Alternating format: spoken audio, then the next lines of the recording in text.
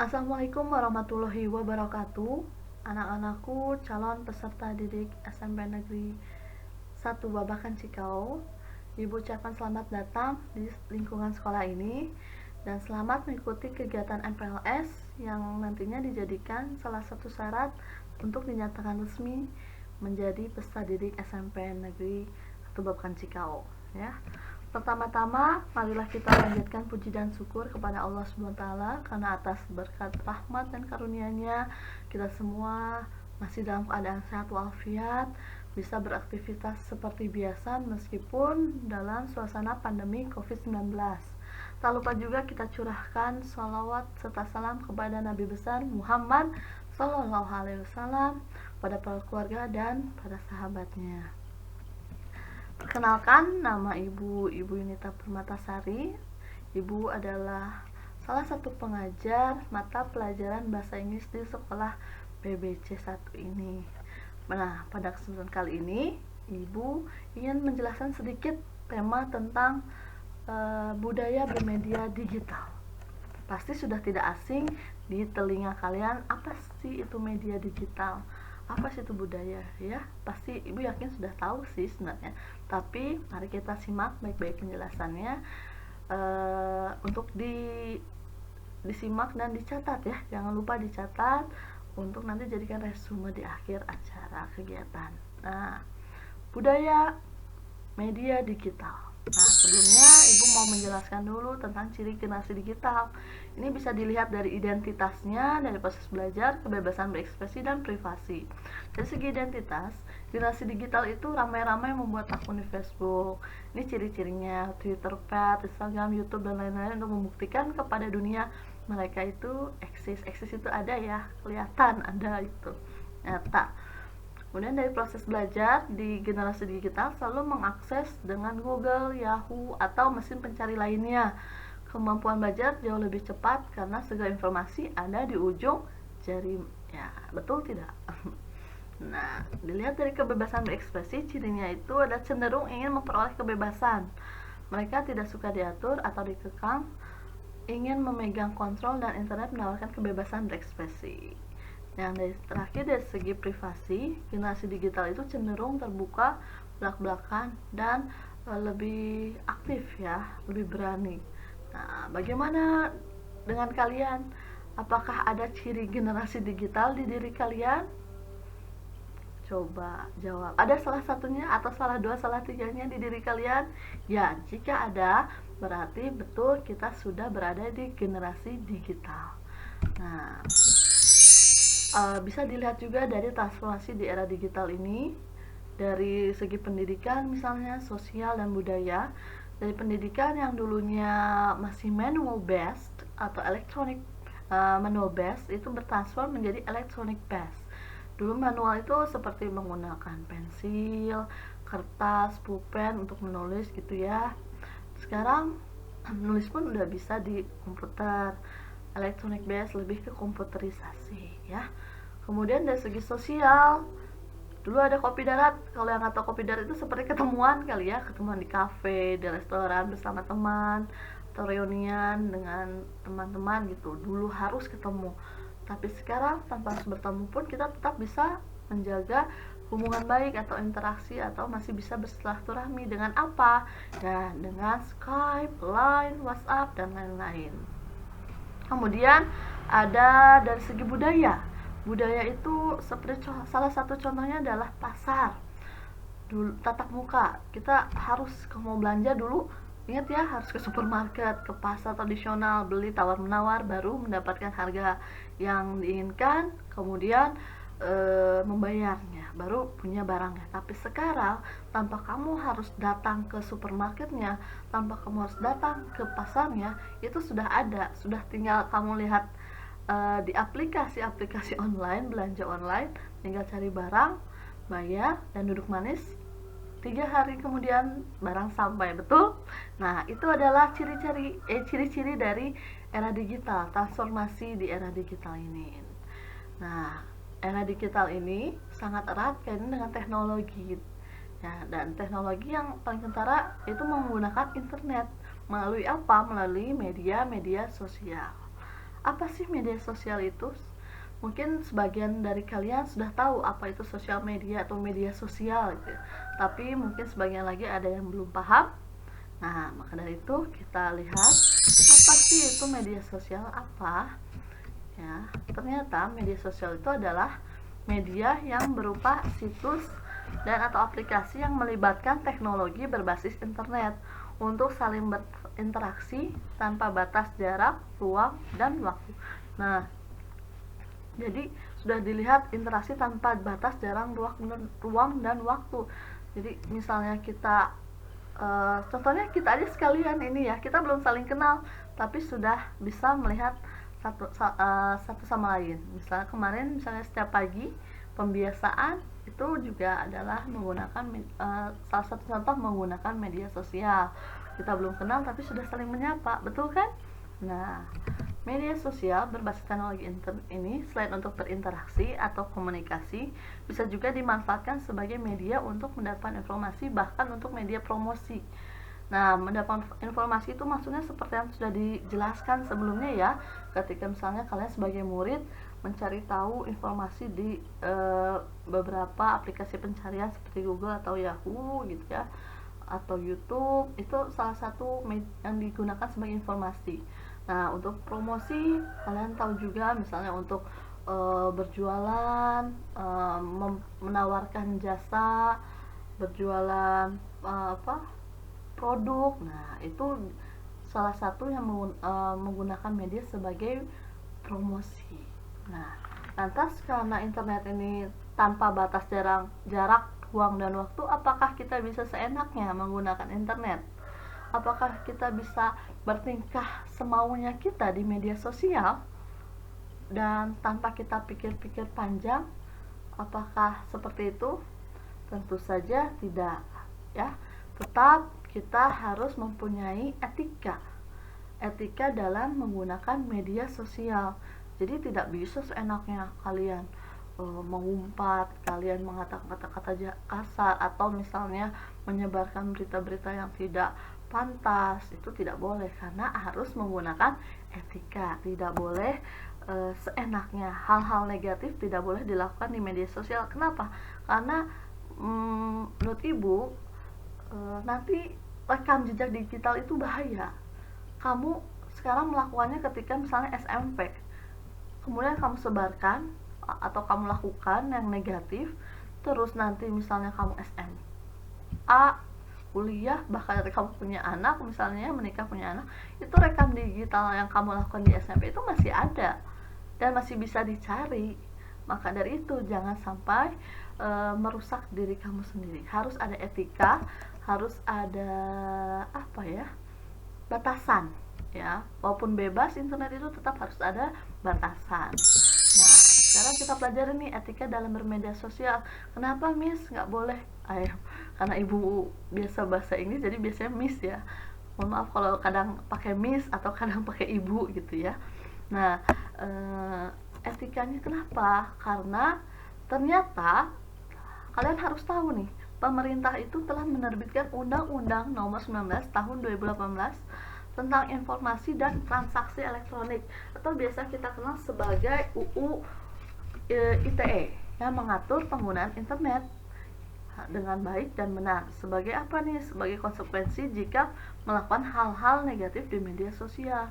Dan itu ada beberapa hukuman-hukumannya ya, yang cukup mengerikan, cukup bahaya ya, kata Miss Mah ya, cukup lumayan bahaya. Jadi ini dia, ternyata sudah ada undang-undangnya. Jadi jangan sampai kalian merusak diri kalian dengan seenaknya di media sosial. Nah, justru harus seperti apa? Kalau begitu, kita harus hati-hati. Dengan cara apa? Kita harus memiliki etika. Nah, inilah peran pentingnya etika dalam bermedia sosial, yaitu sebagai pedoman, batasan, atau aturan dalam melakukan interaksi dengan orang lain, atau ketika menyebarkan informasi agar tidak mengganggu, merugikan, dan membuat marah orang lain. Nah, itu peran pentingnya sebagai, ingat apa? Pedoman, batasan. Jika misalnya kamu mau melakukan kamu harus berpikir dulu, dampaknya apa untuk saya jika menggunakan media sosial ya. Peran pentingnya ketika menggunakan media sosial, pengguna merasa nyaman, aman, dan senang ketika menggunakan media sosial. Nah, selanjutnya apa? Nah, karena tadi etika sangat penting, contoh-contoh etika itu apa, Miss, dalam jejaring sosial itu? Nah, salah satu contohnya adalah ini, etika dalam berkomunikasi yang harus kita jaga. Etika dalam berkomunikasi ini misalnya antar sesama, kamu harus tahu nih kepada siapa kalian berbicara, berinteraksi, apakah dengan sesama teman atau kepada orang tua atau kepada guru atau kepada yang lain. Nah, itu harus dijaga. Jangan menggunakan kata-kata kasar atau kata-kata yang kotor, yang tidak senonoh, yang tidak pantas diucapkan di jejaring media sosial ya. Itu baik itu secara sengaja maupun tidak sengaja jangan dilakukan ya. Contoh misalnya kalian komen yang negatif, nah itu akan ada terus sampai kalian nanti gede, kalian nanti SMA, kuliah lain, itu sangat merugikan diri kalian sendiri. Dan contoh untuk interaksi harus sopan dan santun ya. Contohnya biasanya ketika mau bertanya kepada guru deh, biasanya kan bagusnya itu diikuti dengan salam dulu, diawali dengan salam, terus kemudian memperkenalkan diri dulu, nama dan kelasnya, kemudian apa yang mau ditanyakan. Jangan sampai kamu langsung, Bu Guru, Bu, ini besok jam berapa, misalnya gitu, tanpa ada sapaan dulu, salam dulu. Itu adalah etika sopan santunnya kepada orang yang lebih tua dari kalian. Jadi harus dijaga, jangan seenaknya bermedia sosial ya. Terus yang kedua adalah hindari penyebaran sara, pornografi, dan aksi kekerasan. Nah, ada baiknya tidak menyebarkan yang berbau sara. Sara itu suku, agama, dan ras ya. Juga pornografi di jaring sosial. Sebarkanlah hal-hal yang positif yang dapat memotivasi diri kalian sendiri, yang dapat membuat kalian semangat dan tidak menyebarkan konflik antar sesama pada situs jejaring tersebut ya. Hindari itu mengupload foto-foto kekerasan seperti foto korban kekerasan, kecelakaan, agar kita menjaga hati keluarga si korban tersebut ya. Terus yang ketiga adalah cross check dulu atau mengecek kebenaran berita. Sebelum menyebarkan kembali, kamu harus cek dulu apakah berita yang kamu dapatkan itu betul atau masih meragukan atau malah salah. Jangan sampai ketika ternyata berita itu hanya hoax, yang kita kenal dengan hoax atau tidak benar, kamu sebarkan lagi. Nah, itu akan membuat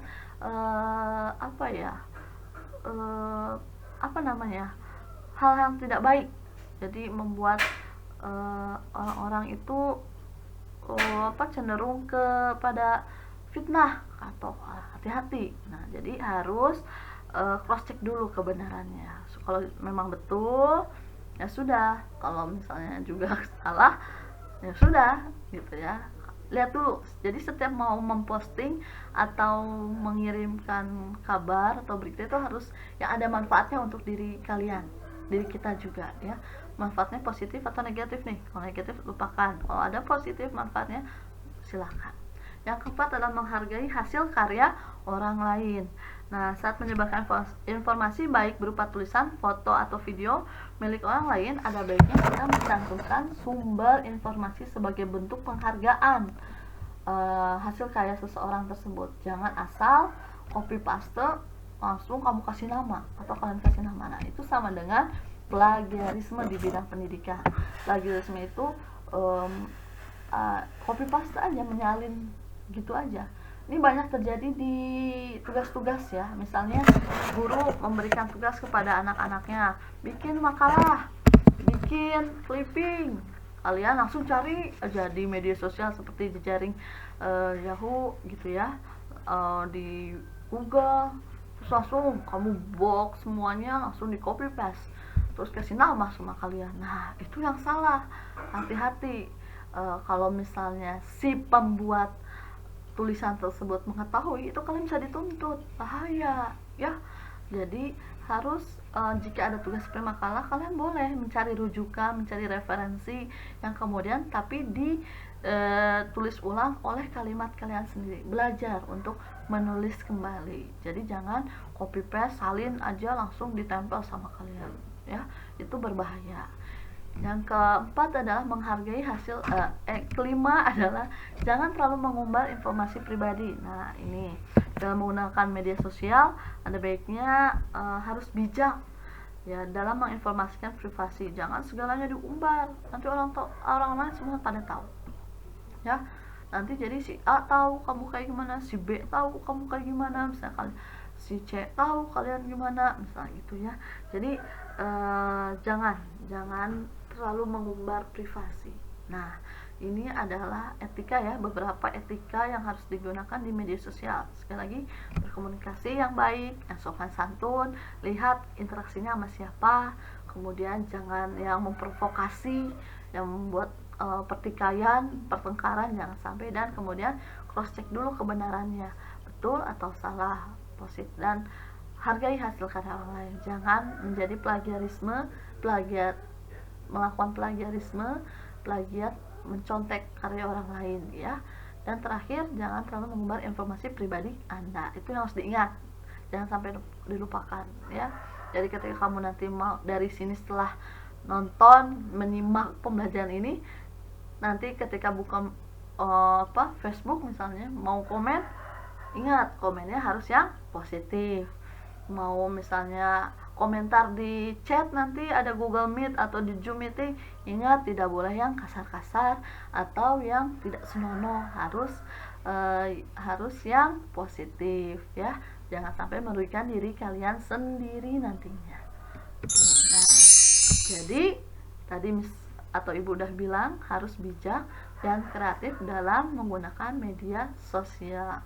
Media sosial ini bisa menjadi wadah untuk menyalurkan bakat dan juga kreativitas yang kalian miliki. Karya kreatif yang ditunjukkan dalam media sosial dapat berupa video, tulisan, cerita, gambar, dan lain-lain. Nah, ini ibu pernah nih punya alumni, punya peserta didik yang sangat kreatif menggunakan media sosial. Dia punya bakat menggambar, sketsanya sangat bagus sekali. Dia tampilkan di Instagram, di Facebook, kalau dia membuat gambaran dari mungkin apa yang dibutuhkan, kemudian dilihatkan prosesnya sehingga hasilnya dilihat juga sampai hasil jadinya. Itu kan sama dengan membuat orang senang, ya, karena bagus, kreatif, membuat orang merasa wah, gitu, bagus, melihat gambaran yang bagus gitu. Nah, bahkan bisa juga menjadi keuntungan, bisa menjadi pendapatan. Meskipun kalian masih sekolah, zaman sekarang di era digitalisasi ini tidak memungkinkan untuk kalian bisa mendapatkan pendapatan. Salah satunya contohnya itu, ketika kamu bisa menggunakan secara bijak dan kreatif, pasti finansial mengikuti, ya. Kemudian media sosial juga bisa digunakan menjadi sumber belajar. Nah, apalagi di masa pandemi seperti ini, banyak situs-situs atau media sosial yang menawarkan sumber belajar gratis maupun berbayar. Nah, itu harus kalian manfaatkan dengan baik. Jadi jangan bermedia sosial tuh main game saja. Nah, itu salah. Terlalu ketagihan, tidak boleh. Harus menggunakannya secara bijak. Nah, ini makanya ibu tulis harus dengan bijak. Jangan semaunya. Nah, salah contohnya misalnya bisa dengan menggunakan sumber belajar. Apa sih bisa sumber belajar, di mana ada rumah belajar dari Kemdikbud, kemudian ada TV edukasi Kemdikbud, dan juga dari perpustakaan. Ini bisa dijadikan untuk kalian belajar nanti di masa PJJ, masa pandemi ini, ya. Manfaatkan dengan baik yang gratis-gratis itu. Jangan kalian bingung, karena di era digitalisasi ini semuanya terbuka, semuanya ada. Kamu mau cari apa, ada. Jangan sampai, Bu ini gimana, Bu ini gitu ya, Bu saya nggak bisa. Jangan bilang nggak bisa. Harus memiliki semangat untuk belajar mandiri. Jadi di masa pandemi ini, apalagi PJJ gitu ya, kalian itu dituntut untuk belajar mandiri, untuk bisa bertanggung jawab atas diri kalian sendiri, ya. Nah, maka dari itu untuk terus menggunakan media sosial dengan baik, pesan ibu selalu positif dalam melakukan hal-hal di media sosial. Jangan sampai merugikan diri kalian sendiri. Ingat kata ibu tadi bilang, rekam jejak digital itu akan ada sampai kapanpun, bahkan sampai kalian tua, sampai kalian nanti udah nggak ada pun mungkin masih ada apa yang kamu lakukan tuh. Jadi jangan sampai merusak diri sendiri, mempermalukan diri sendiri. Jadi kita harus bijak dan kreatif, ya. Mungkin itu saja yang bisa ibu sampaikan tentang budaya bermedia digital ini. Kurang lebihnya mohon maaf jika ada kesalahan, kekurangan. Ini jujur deg-degan loh ibu bikin video seperti ini, karena nggak pernah gitu. Ibu kan yang sering bikin video, tapi demi kalian apa sih yang enggak sih gitu kan. Oke ibu, terima kasih atas perhatian kalian dalam menyimak pembelajaran kali ini. Ibu tutup dengan salam. Wassalamualaikum warahmatullahi wabarakatuh.